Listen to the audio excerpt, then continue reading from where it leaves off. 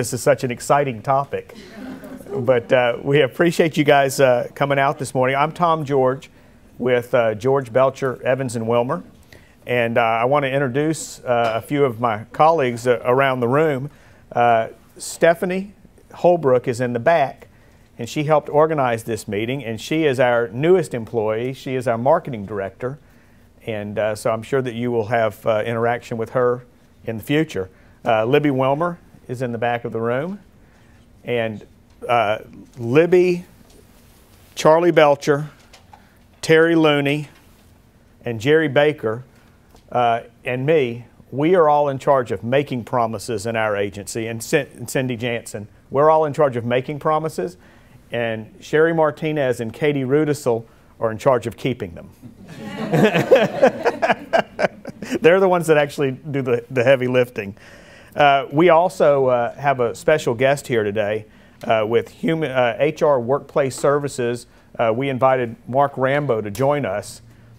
We have retained his firm for the benefit of our clients, and really what brought that about was right after the Affordable Care Act passed, a friend of ours that at the time was president of the Texas Society of CPAs called and asked us to address their annual convention and explain the law. And so I have done something that nobody in Washington has done, and I've actually read the law. And at that time we read 2,700 pages and realized very quickly that it was a very rough framework for what would follow. And you'll see on our first slide that we did this. We created this slide right at the end of last year, and there were 13,000 pages of guidance and clarifications at that time on the 2,700 page law. As of yesterday, that number is upward of 29,000 pages. So we realized very quickly that we could read all this stuff, we could interpret it, but we didn't think that we could do an adequate job in making sure that all of our clients know exactly where they need to be and when they need to be there as different provisions come to pass. And so we retained ERISA attorneys to help guide us and help guide our clients, and we hired Mark Rambo's company, HR Workplace Services, to help us not only with compliance in the law, but any of you that have availed yourselves of his services know that once a year, free of charge to you, they'll come in and update your employee handbooks and bring them into compliance.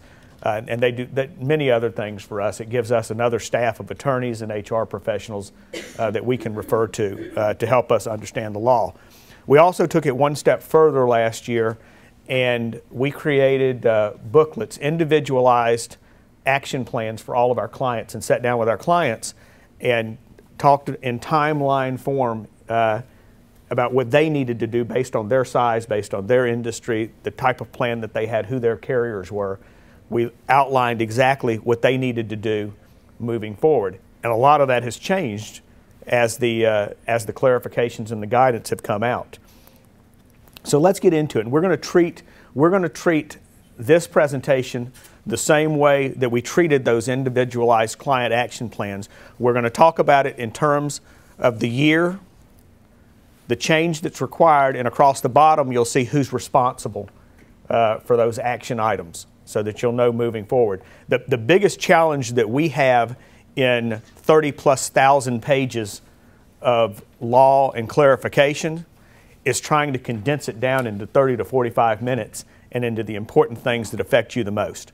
For those of you that did not renew by December 31st of 2012, then there are these summaries of benefits and coverage that now have to be included in your enrollment materials. This is unlike the SBPs, the things that we've done in the past. This is something that the government has mandated. They've told us the font that it needs to be in. They've told us how many pages it needs to have, and they've laid out templates for those things. As we went through our January 1 of 2013 renewals, all of our clients are seeing these things for the first time.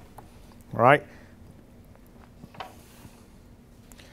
In 2013, there's also a Medicare tax increase, a withholding increase that employers need to be aware of.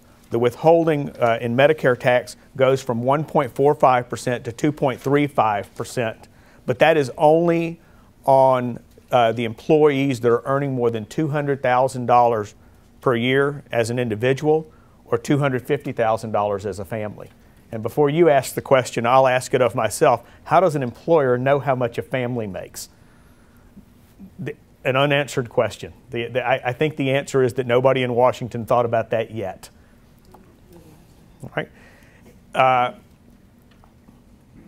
And I'll learn how to use this remote in a minute. All right, also in 2013, flexible spending accounts have been limited. Contributions for medical expenses are limited to $2,500 starting January 1st of 2013. That will be increased annually by the cost of living adjustment. So there are limits now on what you can do in a flexible spending account. 2013 ushers in W-2 reporting on the cost of an insurance plan based on 2012's numbers.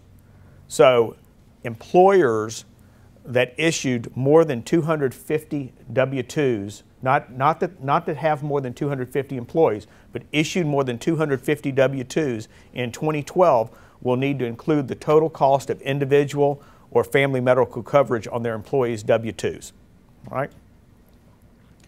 In the next item that is on the agenda but might be pushed back is a state exchange notification. And that is where employers must communicate with their employees about the future availability of a health insurance exchange in their state. That is supposedly due on March 1st. There have been no templates designed by the government, by HHS, Department of Labor. And as you realize, and we'll talk about it a little bit later, most states opted out of setting up a state exchange, so the federal government is having to do that for them. There really has been no guidance issued as to what the opt-out states are supposed to do. So we are, shockingly, HHS, what we're hearing from them is in the next 45 to 60 days, we'll have a clearer understanding of this item that is due on March 1st. So we wait with bated breath. As soon as we know, our clients will know. In 2013, many of you have heard about the dollar per covered life that was due based on the 2012 census enrollment in companies. It's a patient-centered outcomes research fee. The IRS Form 720 is due July 31st of this year based on the 2012 numbers. And that dollar per covered life is not a dollar per employee. It is a dollar per, in our industry, we say belly button, which means that if you've got an employee, a spouse, and 2 children, then it's $4. It's a dollar per covered life. On fully insured plans, the insurance company will pay that fee, and certainly they won't pass that along to the insured. And in partially or self-funded plans, it is the plan that is responsible for paying that fee. Right? And once again, that's due July 31st of this year based on the 2012 period. All right. 2014 is a huge year for the Affordable Care Act. That is when we'll start understanding and having in place essential health benefits or minimum value standards based on the size of a company. There will be an individual requirement to have insurance. Guaranteed issue will be the law of the land, so there will be no more underwriting. The health insurance exchanges theoretically will be up and running in every state. And a new phrase in our industry that we're already talking about is penalty management. And we'll talk about each one of these individually. The essential health benefits is where the federal government through the ACA is going to mandate health benefit packages for all plans. All right. In the initial clarifications, what we're finding is that there will be 4 metal levels offered by the exchanges for individual coverage and for large group plans. And by metal levels, I mean that there will be a bronze, silver, gold, and platinum plan. And those plans, the way that they arrive at which plan is in which metal level is that, actuarially speaking, a bronze plan would cover 60% of the total medical cost, silver 70%, gold 80%, and platinum 90% of the total medical cost. right? Now, obviously, there's an actuarial calculation to be made. There are actuarial value calculators out there on the government websites now for us to start plugging information into to figure whether your plans fit into these models. Many plans are not going to fit into the models because the initial indications are that the lowest, the worst plan that you can have is going to be a bronze level plan, and there's going to be a $2,000 deductible cap on that plan as it stands today. So for those that have employed high deductible health plans in the past to help control cost, may or may not be a thing of the past. Understand that these clarifications are not final. That as they issue each of these clarifications, they are giving 60 days, 90 days, 6 months for comments and for revisions based on industry representation groups, on lobbyists, on individuals as they look at these.